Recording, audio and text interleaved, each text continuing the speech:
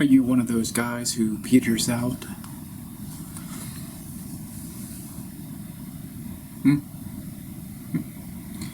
You get really excited about something, enthusiastic, but then you peter out.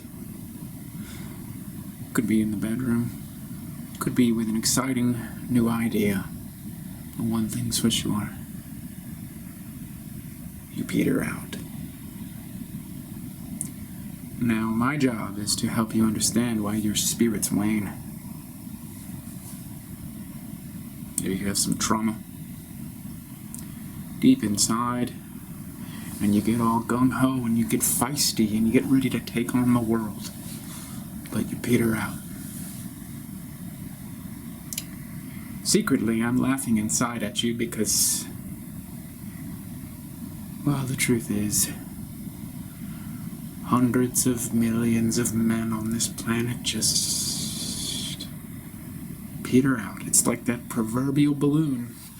You blow it up, and it gets bigger and bigger and bigger and bigger, and it's so exciting, and then you just kind of let open the end a little bit, and it goes. That's you. Peter out. And you know who is the best at petering out? Oh, I wonder if you can guess. Peter Pan. Peter Pan. The proverbial child who doesn't want to grow up. Now, as a child, or as an adolescent, Peter Pan is fine. This is what adolescents do. But you, on the other hand, Peter Pan and peter out. When you're Peter Pan as an adult, you peter out. Out. So you come to people like me, and you want to set yourself straight, and that's fine, but I am secretly laughing inside. You aren't laughing inside. This is very dire. You come up to me and you want to get started in my program for Peter Pan, who peters out. I'm still working on the name. Peter Pan peters out. Peter picked a pile of pickled peppers. See, I don't give up. I just keep going until I get the title, because I don't peter out. I keep going at it. I have resolve, but you're going to come to me for the one-on-one session where we talk about your tendency to give up. You get really absorbed in something and you're lit, and you give up. So what I know, and why I secretly laugh at you, is that I know that you're going to come to me about 5 times, 6 times, maybe 7 times. And you're going to keep petering out until that 8th time, 9th time, 10th time, something like that, where you get really serious about not wanting to peter out all the time. It goes a little bit like this.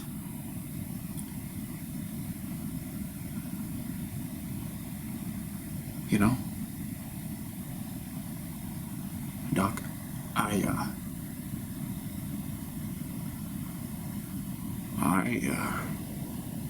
I'm ashamed to admit this, Doc, but, well, you already know. I tend to peter out. I know I've come to you about, half a dozen times to really get committed to getting committed, and now I feel like I need to be committed.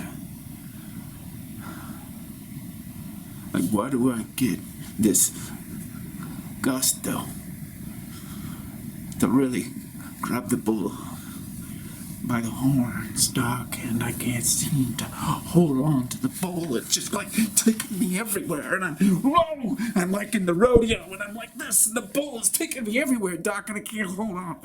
What's my problem? Well, at least you're in the rodeos. See, a lot of these other guys who come in to see me, they're still in the stands. They're on the sidelines, spectators in their own life. But you have managed to grab the bull by the horns, so you should be proud of yourself, son.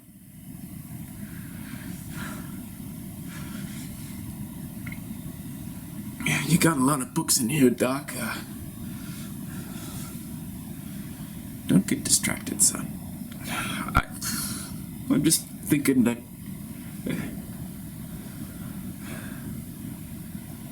that bull is awfully dangerous, Doc. I don't want to stay on that bull the rest of my life, Doc. I mean, come on, He's got those horns and that big bump in the back, and then the hoofs, and then everybody is like watching me all the time. They're all the other guys, and that matador. Like I'm thinking he's gonna throw one of those sharp spears inside me. You know, come on. You got a lot of excuses, you know that. You need to get your skin in the game. Stay in the game.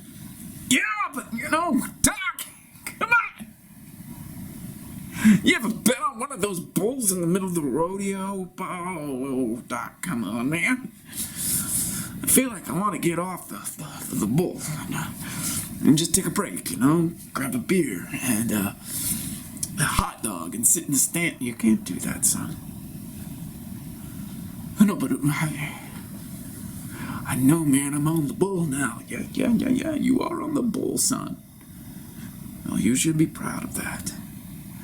But, Doc, see, what I don't understand about this whole situation, I don't get you, Doc. You got all these books. You like, how can you be on the bull with all these books?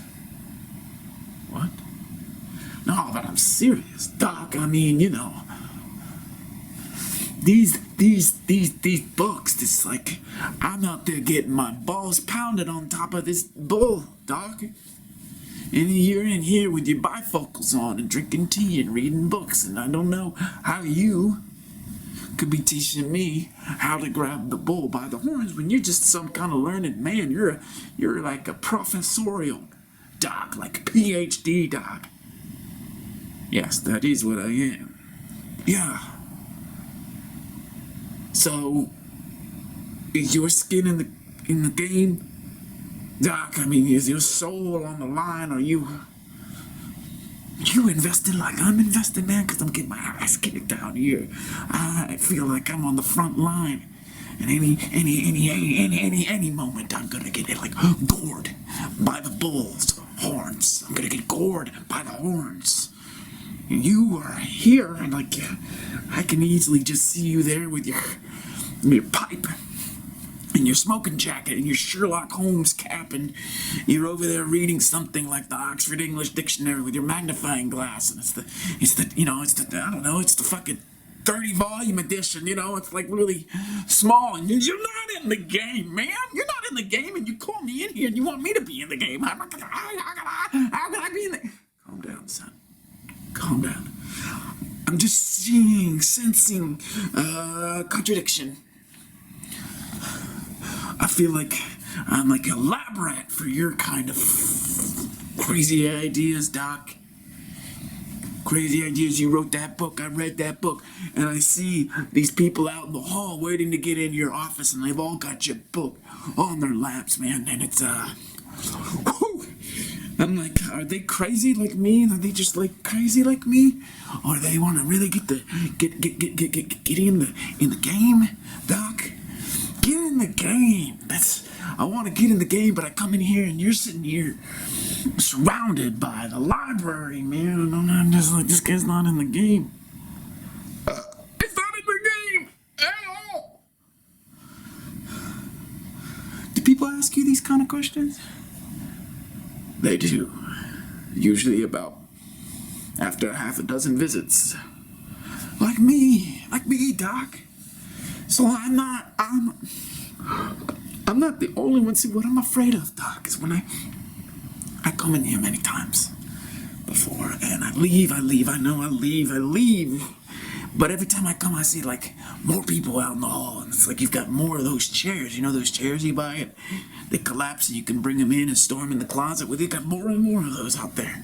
And now there's this like that big water cooler out there with the paper cups. People are drinking the paper cups, and then they're sitting down, and they got the highlighters, and they're highlighting in your book. And you know, that's a hefty tome, Doc. It's a hefty tome.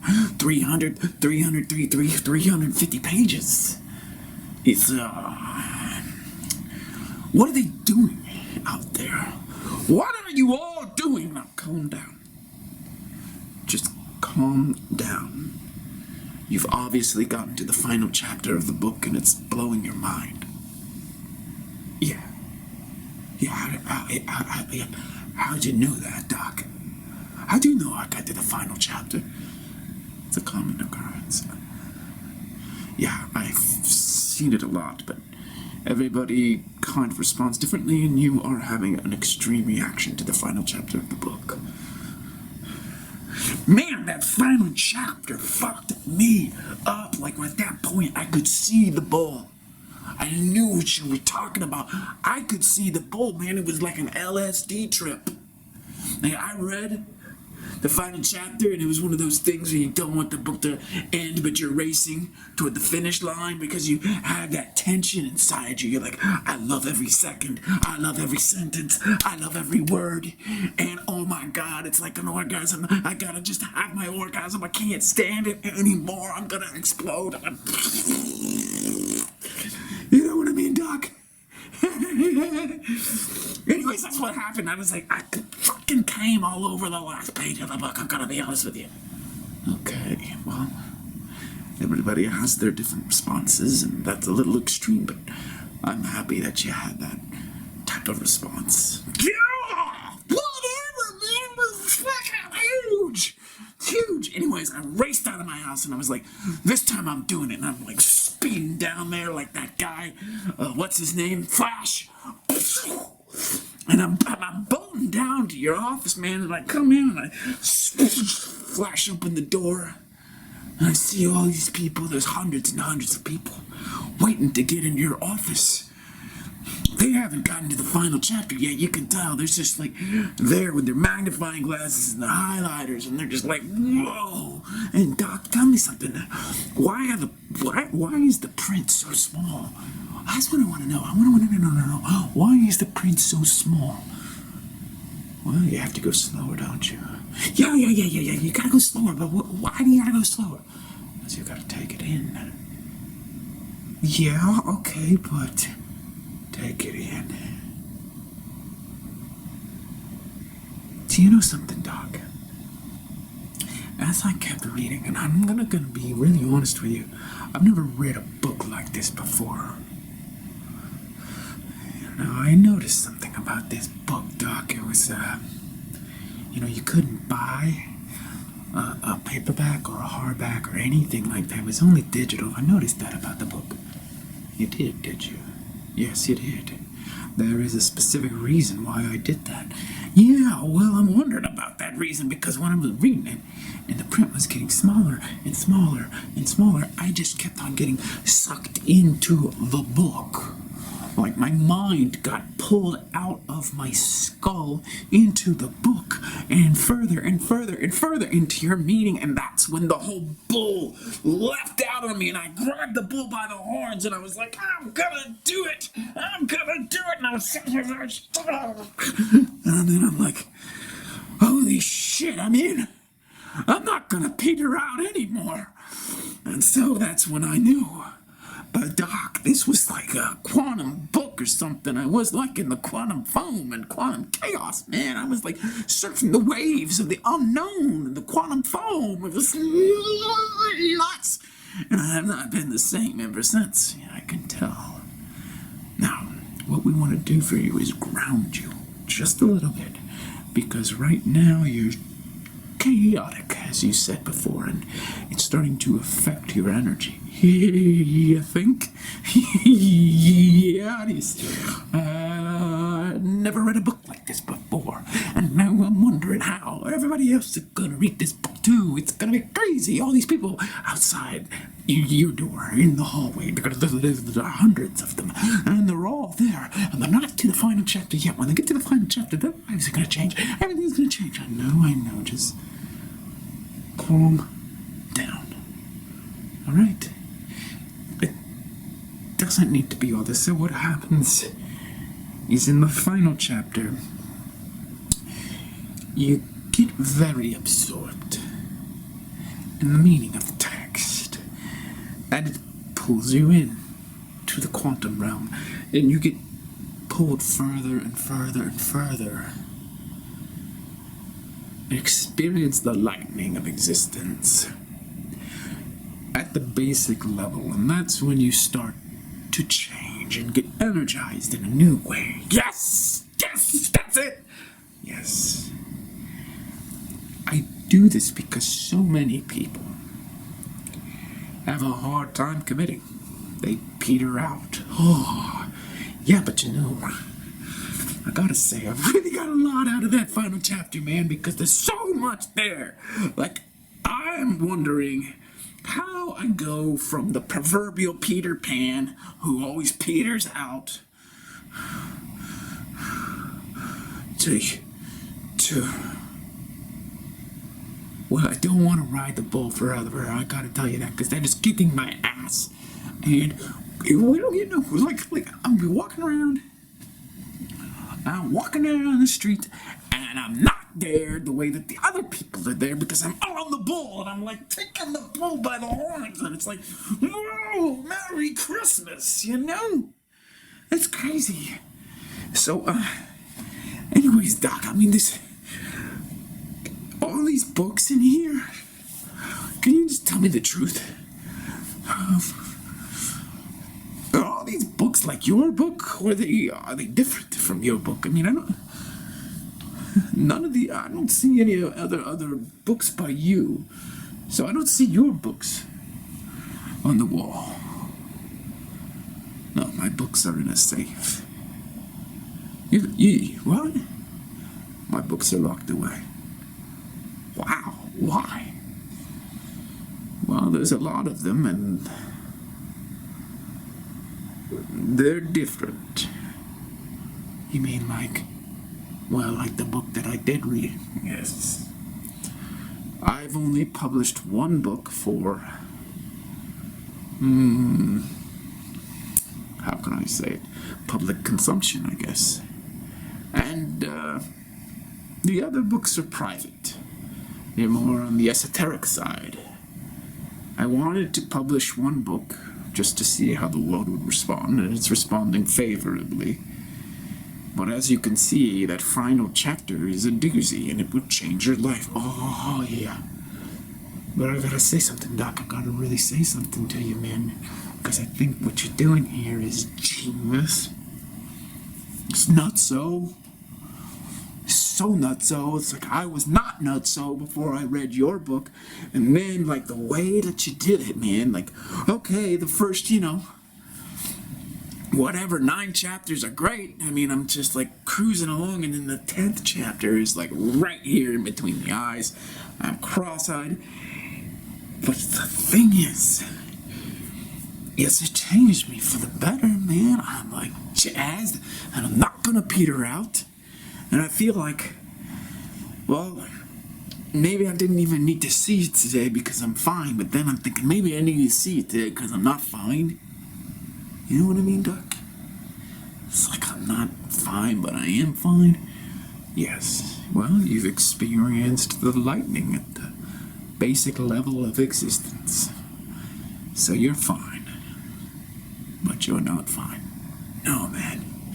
I'm not. I don't know how to integrate what the quantum lightning, because I always feel like I'm grabbing the bull by the horns, man. I am grabbing the bull by the horns. Doc, I think I need to chill. But now that I'm here in your office, looking at the books, and I'm thinking, do these books do the same thing that your book does? Not really. Well, why do you got them then if they're not doing the same thing that your books are doing? Well, you do that. The book doesn't do that. See, my book does that for you until you can do that with everything. And that's why my book is so popular. It helps you read all these other books. And then all of these books will become the bull. And you've got to take them all by the horns. Just books, though? No. Everything. So you peter out. Now you're going to take the bull by the horns. Oh, yeah! But I feel like that's too much, man. That's like way too much. I can't do that the rest of my life. You know, that's way too much. Well, depends on your priorities, doesn't it? I don't know. Does it? I mean, don't you ever get bored just sitting here and talking to people all the time, you know?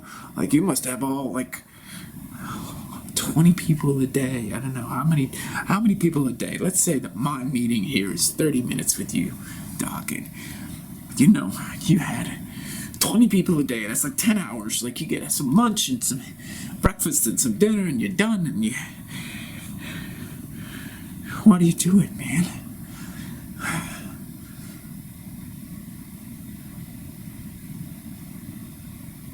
Wait a minute. No way. You gotta be kidding me. I'm the final chapter. I'm the final chapter. That's why you do it. That's why you see 20 people a day. Every single one of them is the final chapter of the book for you. Not for them, because they're going to peter out. They're on chapter 3 or 4. And I keep reading because they're addicted to the breadcrumbs. Because you're taking them somewhere. There's a trajectory going to final chapter 10. And then they're all going to come in here and they're going to explode. And that's going to be your chapter 10. So you're not just sitting there passively. You're creating all this. You're creating the bull. You're not on the sidelines, are you? I'm not. Doc, I want to know something. I gotta know this, man, because I'm on fire, bro. I'm on fire. I'm on fire, man. I want to know. Come on, tell me, Doc, what's in the safe, bro? Tell me about the other 100 books. Because if they're anything like this book, I gotta read it. I gotta read them all. You wouldn't be able to handle any of them. Oh, that sounds like a challenge to me, Doc. Put them on the table, buddy, and I'll read them. You are amusing. I don't think any of my patients have been quite this enthusiastic about my work. You know, you're a genius, buddy, and I want to I want to laugh it up. I want to soak it in, you know? Just put the books on the table, Doc, and let me read them. These books aren't for our time. Woo! What? I said they're not for our time. I'm writing books that are for the future.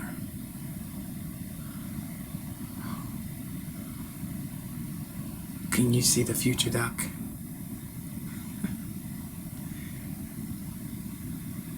I'm creating the future. Those books are creating the future. Each book is set to release its contents onto the web at a certain point in the future. It will then create the future at that moment. Oh, it is a chapter 10 for everyone alive at that point. Oh, man. That is so badass. How in the hell did you come up with that, man? What the hell? Like, what's in that pipe, brother? What's in that pipe?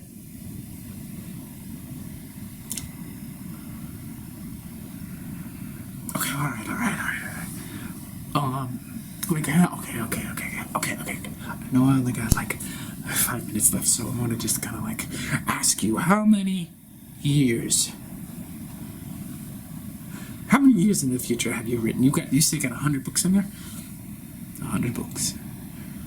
And each book creates the future, but only it uploads its contents to the internet at a set time, like a time capsule. That's correct. But how do you know what the future is going to be like at that time? I mean, that's obvious, right? Because each book creates the future.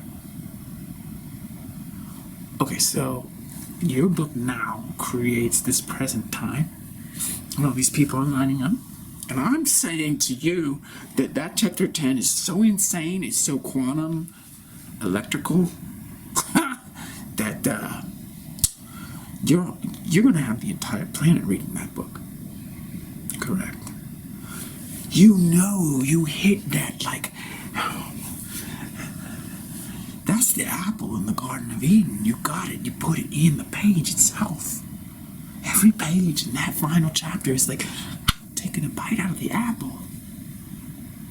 It's even better than that, because that's responsible for the fall. My book is not responsible for the fall. It's responsible for the rise. The rise of the human man. Correct. Oh, shit, that's amazing. So, 100 books in the safe. Are you talking like a year from now? No. 5 years from now? No. 50 years from now? Yes. So, everything that's happening today with the chapter 10 of the book that you released to the world is going to be moving the world in a certain way for the next 50 years. And then, at that point, boom. It's like everything's perfectly seeded for the next deposit into the web. But how do you even know the web is going to be around 50 years from now, Doc? Because of the book. It's published now. It's moving everything in a certain direction. Okay. And then, okay, so, yeah, the next book, 50 years from now, boom, it uploads everything spontaneously into the web, and all of reality is orchestrated in a new way, bottom up. And then what? What? Oh shit, seriously? 500 years, isn't it? It's 500 years. Yes, it is. How the fuck did I know that, Doc? How did you know that? So you telling me, Volume 2, as it were, 50 years from now, Volume 3, 500 years from now, you're basically building a universe with your books, and you got 100 in that safe. And the third one is 500 years from now. Yes. So I'm guessing that every book that is released is going to create the conditions for the subsequent book to be released, so that there's a continuum. You understand?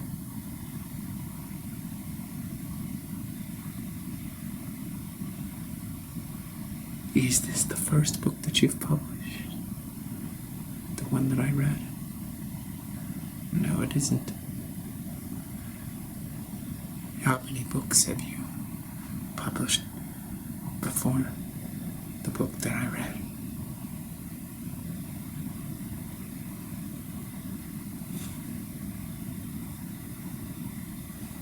How many? Wouldn't you like to know? Doc, can you please tell me, how many books have you published before you published this one for the public?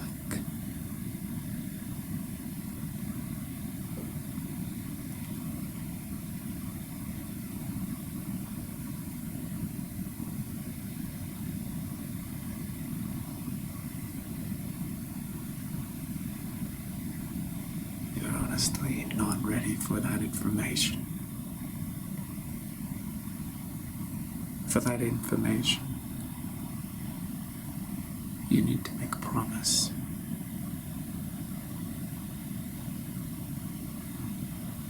What's the promise, Doc?